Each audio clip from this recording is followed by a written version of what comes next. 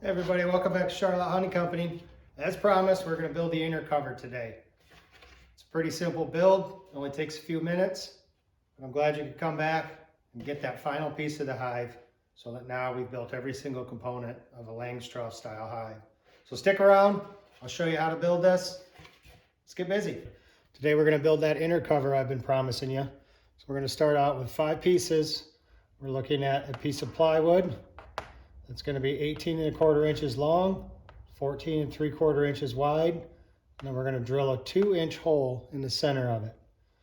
We have 4 outside frame pieces. The 2 outside edges are 19 7/8, the same length as what a standard hive body is. And then our 2 end pieces are also 14¾ inches. We're going to make little notches in these, and I'll show you that in the video, so that we can secure everything else together. For the actual plywood pieces, again, I told you I cut them to the inside dimension of the hive. And what I do to find center is I'll just take a board, go corner to corner and make an X. And wherever the X lines up is where the center is going to be. And then I just take a hole saw and I'll just drill a hole right on the X.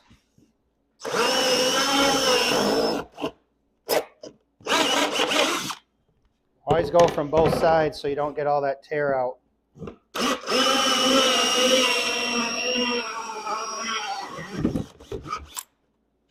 Just like that. So I like that size hole because fill these with sugar syrup, and these they have little grooves on them so the bees can climb up and in. They can access the sugar syrup. You put the lid on, these snap in there, but they have this little hole here, and it lines up really well so the bees can access the sugar syrup. And the beauty of this feeding system that I like to use is now the bees can't access you, so I can walk out there without a hive suit. I can take the telescoping cover off, I can take this off. If I'm doing it right, then this still has a little bit of sugar syrup in it, so the bees can't come out. If there's no sugar syrup, there's a very small gap that most bees can't fit through in there. So make sure you have your cup on, but the bees can't access this. They can only access the fluid that's inside of this cone. So I can literally go out there, take the telescoping cover off, take this lid off, fill this up with sugar syrup, put the lid back on, boom, you're done. This holds, I want to say 2 quarts. Yeah, I'm pretty sure it's 2 quarts. You get these off Amazon. They're, I don't know, $8, $9 a piece, but they're worth their weight in gold when it comes to feeding your bees. I don't feed my bees a lot, a little bit in the spring until the nectar flow hits, and then in the fall if they're light on stores. But haven't really ran into that. I leave them plenty of honey, so not a huge need to feed, but this makes it very, very convenient. So we got our holes all drilled. Some of these I've been using. I cut these blanks last year. I'll give you a quick dimension. I don't know the inside hive dimension off the top of my head, but 14¾ by 18¼ I like to make my inner covers a little bit beefier, so then I'll start out with the stock that I cut down off of building bee boxes, so I always have that little strip left over, and I will put this on the table saw and I will cut a little rabbet in it so it looks like this.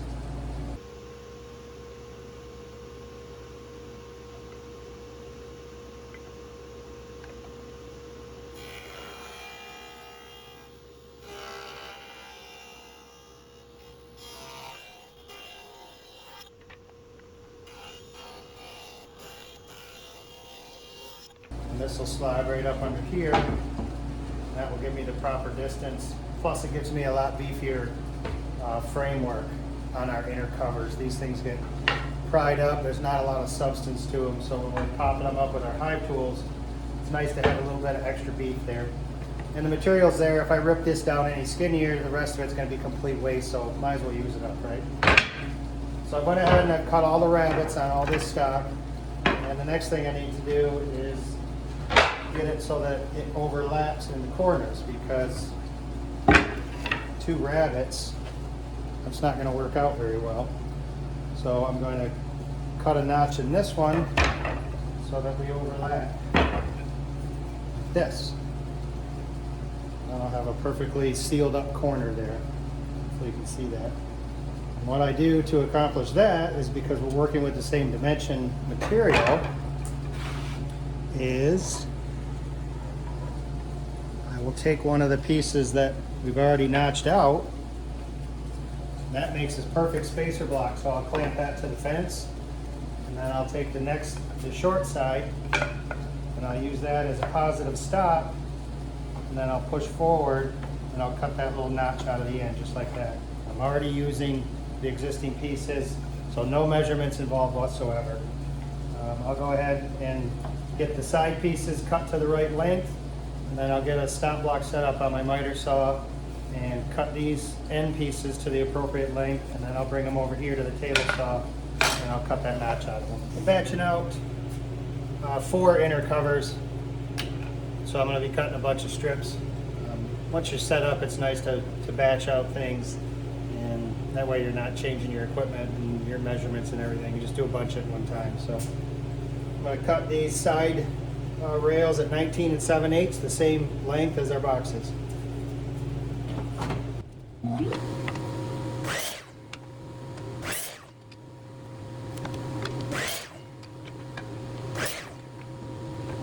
When you're setting up your rails, there's no real true measurement because I'm using leftover stock. And for example, we're about 1.25 inches here. So these could be a little bit skinnier, a little bit fatter, but I'm going to adjust my measurements to make up the difference. So there's a little bit less work for me. So in order to figure out what the dimension here is, I'm just going to set these up on the edge, and then I'll put my other piece here, set it down. You can see I've made a mark here. So it works out to be 14 3/4 is the length that I need to cut these. And I'll cut it off here, and then I'll cut that little notch out on the table saw, and then we'll have a whole piece. So again, it's not an exact measurement if you're just using up your scrap pieces. If you get a routine down where you know exactly what your scrap cutoffs are going to be, then you can save your measurements. But all the time, my measurements differ. So I took all these boards, and not all of them were perfectly the same. So I set the fence up on the table saw, and I ripped them so that every single piece for these 4 covers was just over 1.25 inches. Could have been 1 inch, could have been 1 1/8 inches, whatever it is. Just work with your measurements. Save yourself some time. We got all our little pieces cut to 14 3/4. So now I'm just going to butt them up against that stop block. Remember, we just used one of our frame rails. We do this because if I do this, then things could get jammed up in there, and can't get the fence that close to the blade without putting an auxiliary fence on there. So let's cut out these little notches.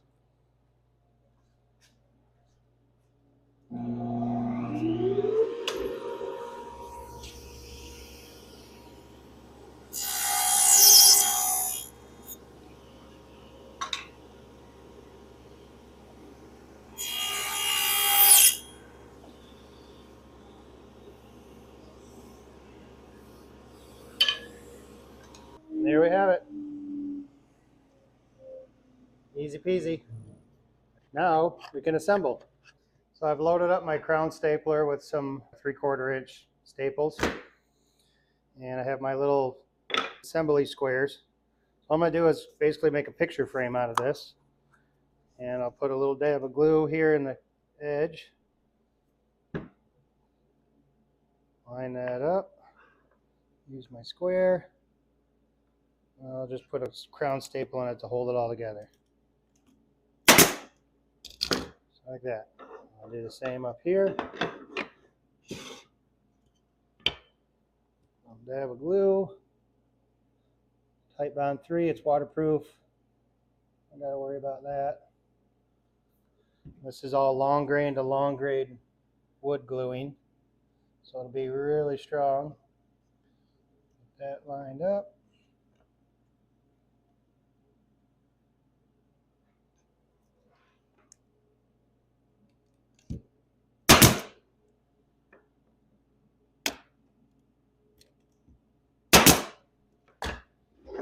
just like that. Basically, I have a picture frame now. So I'll go ahead and get all those done, and then all I have to do after that, run a bead of glue on the inside of the picture frame, and I'll just drop the inner cover in.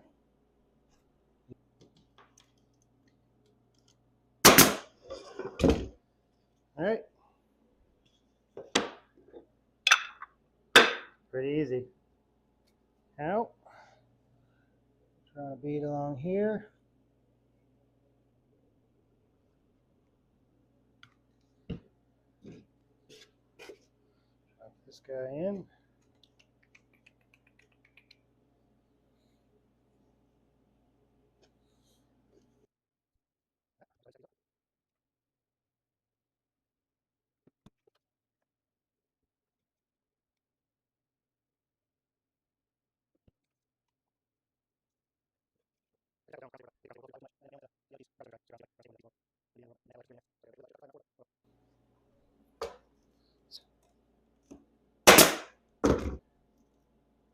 So I'm going to go ahead and tack these down.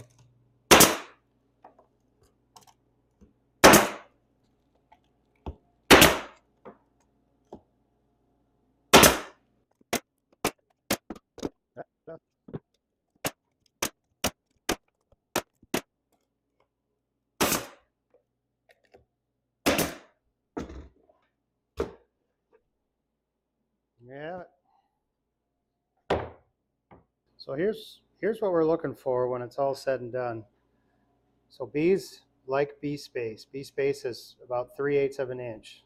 They won't propolize or build burr comb on 3/8 of an inch. So if you look there, you can see the distance between the top bar and the inner cover that we just built. That's the perfect amount of bee space. So now they can actually access this feeder hole from the top of their frames. That's what we're looking for. All right, guys and girls, we got our inner cover built. We've successfully built all the components of a standard Langstroth hive.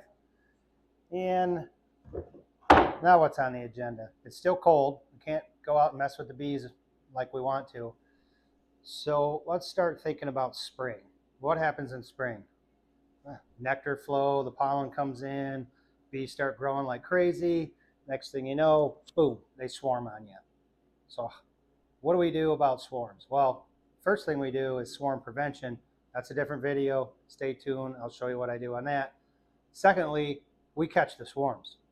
Swarm catching is fun. It's a great way to get free bees. Sometimes you catch your own bees if you don't get on top of them and they swarm on you. So what we're going to do in the next episode, we're going to learn how to build swarm traps. And I'm going to show you how I build them and how I put them out in the woods this spring, how I bait them, and what I do with them once I catch them. There's a lot to swarms. It's a lot of fun. And also, as a token of my appreciation, Charlotte Honey Company has officially hit 100 subscribers. I know that's not a big deal, but the channel has grown like crazy just in the last month or so with these beekeeping videos and how-tos. So again, to show my appreciation, I'm not only going to teach you how to build a swarm trap, but if we hit 200 subscribers by the end of the month, then I'm going to give away a free swarm trap. So tell all your friends to come on over and subscribe to Charlotte Honey Company. If you let me know that you've referred them and they come on over and subscribe, you're going to get an extra point in your bucket for winning that swarm trap. All right, next week, we're building a swarm trap. So stick around and I'll see you. And again, thanks for watching Charlotte Honey Company.